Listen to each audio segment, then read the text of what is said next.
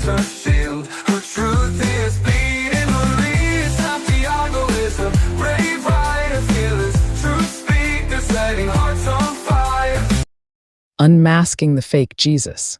The raw truth they hide from you. Hey everyone, welcome back to another deep dive into the stories that matter most. Today, we're tackling something that's been twisted and turned upside down for way too long. The real story of Jesus versus this made-up version that's being pushed on us. I'm talking about the Jesus from the Bible, the one grounded in actual history, versus this phony image that's all about comfort and control. Stick with me here because we're going to break it all down, step by step, so you can see the full picture and understand why this matters in our world right now. No fluff, just straight facts delivered with the boldness they deserve. Let's start at the beginning, because to really get this, you need to know where Jesus actually came from. Picture this. Over 2,000 years ago, in a dusty corner of the Middle East called Bethlehem, yes, the Middle East. That's not some fairy tale spot. It's a real place in what's now Israel and Palestine, far from the shiny streets of America. Jesus wasn't born in a cozy hospital or a fancy house. No, his family was scraping by, poor as dirt. His mom, Mary, gave birth in a stable, think of it like a barn full of animals, because there was no room anywhere else. That's poverty, plain and simple. He grew up in Nazareth, a tiny village where his dad, Joseph, worked as a carpenter, hammering away just to put food on the table. This wasn't a life of luxury, it was hand-to-mouth, day by day, but here's where things get even more intense. Right after Jesus was born, his family had to run for their lives. Why? Because King Herod, this ruthless ruler, heard about a new king being born and freaked out. He ordered a massacre of all baby boys in the area to wipe out any threat. So Joseph, Mary, and baby Jesus fled to Egypt, a foreign country, as refugees. They crossed borders, left everything behind, all to escape violence and death. Imagine that, a family on the run, scared with nothing but what they could carry. This isn't some side note in the story, it's right there in the Gospel of Matthew, chapter 2. They stayed in Egypt until it was safe to come back, which took years. Jesus was a refugee kid, displaced by a tyrant's fear. That's the real deal, not some sanitized version. Now, fast forward to his adult life. Jesus didn't live like a king or a celebrity. He wandered from town to town, teaching people, healing the sick, and calling out the powerful folks who were stepping on the little guys.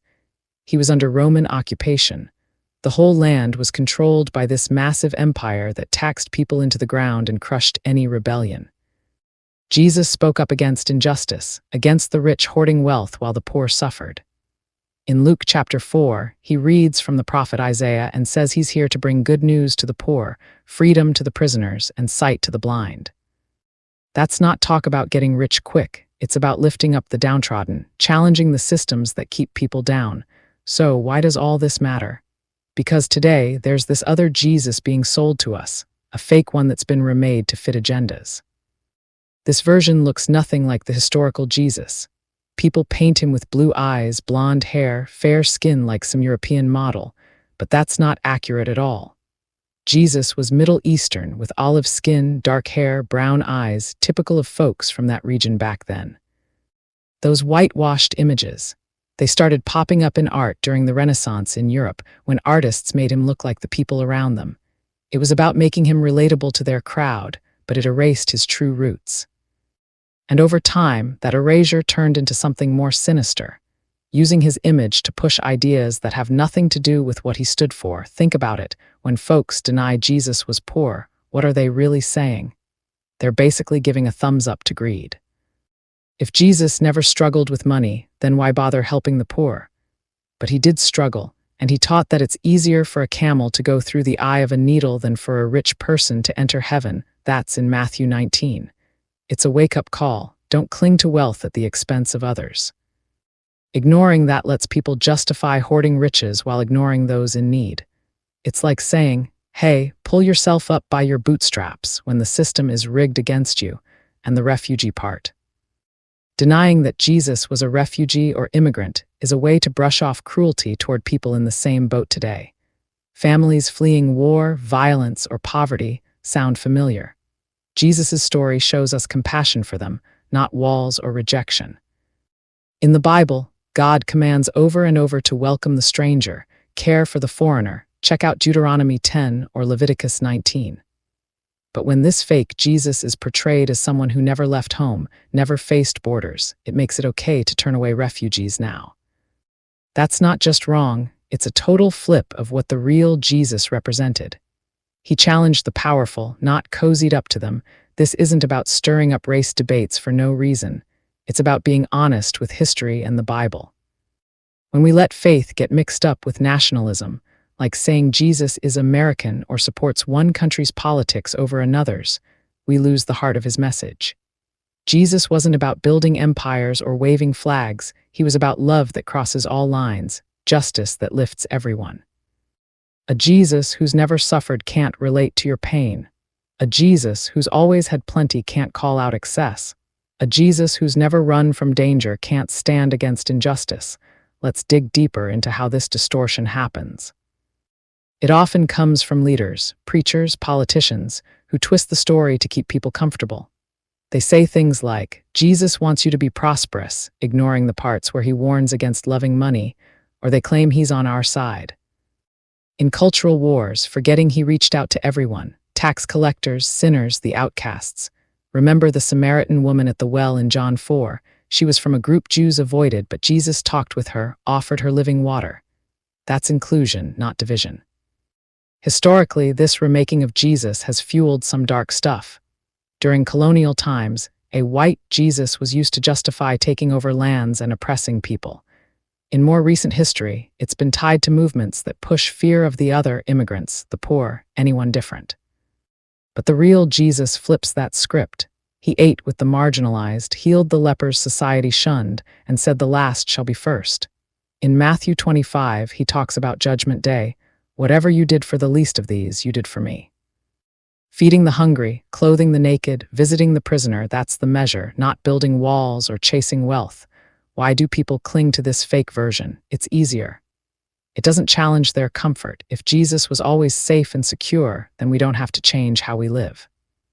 But the truth is bolder. Jesus confronted the religious elite, the Pharisees, calling them out for hypocrisy. In Matthew 23, he goes off.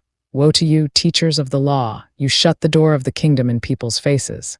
That's authority speaking truth to power. He didn't back down from Rome or the temple leaders. He flipped tables in the temple because they turned a house of prayer into a marketplace. John 2.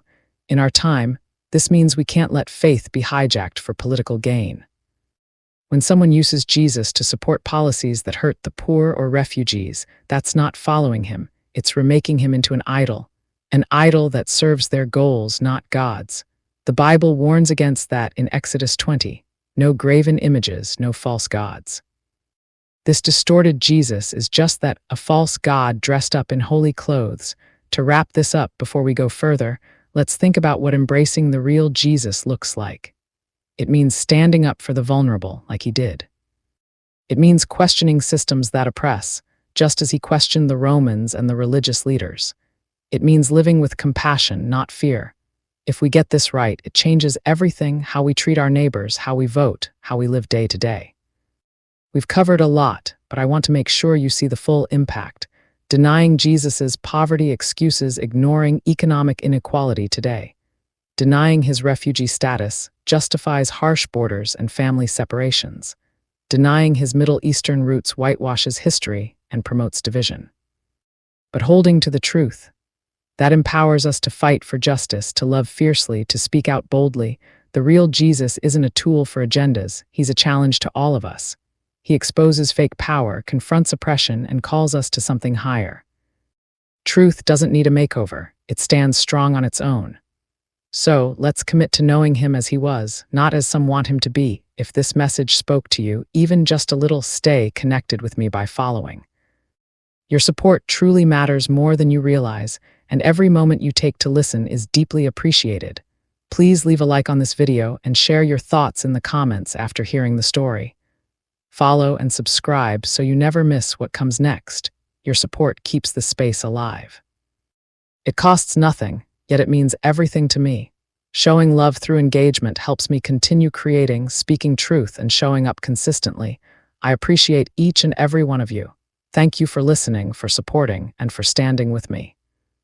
Crowning Thoughts True Speaker Copyright 2025 by Santiago D.C. Maria, licensed under Creative Commons Attribution. I love you all. I appreciate every one of you, and I thank you for your time. Stay blessed. Say